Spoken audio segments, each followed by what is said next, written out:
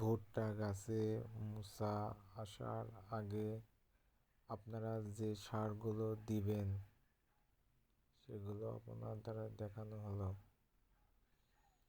এই সারগুলো দিয়ে ভুট্টা গাছে সেচ দিয়ে দিবেন, তাহলে ভুট্টা গাছের মোচাগুলো অনেক বড় বড় হবে এবং দানাগুলো পুষ্টি হবে।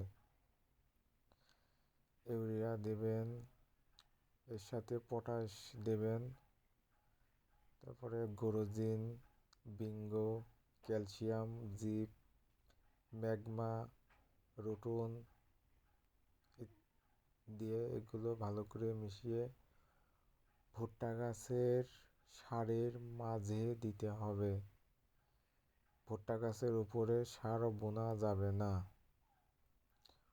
ভুট্টা গাছের উপরে সার ফেললে পাতার কালার ডিসকালার হয়ে যাবে।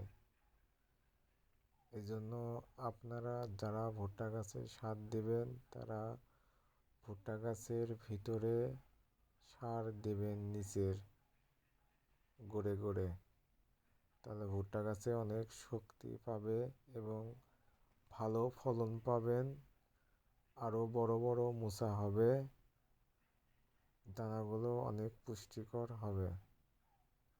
এভাবে আপনারা দিতে পারেন। সার দেওয়া হয়ে গেলে আপনারা পানি দিয়ে ভুট্টা গাছে ভিজিয়ে দেবেন, তাহলে ভুট্টা গাছের জন্য অনেক উপকার হবে।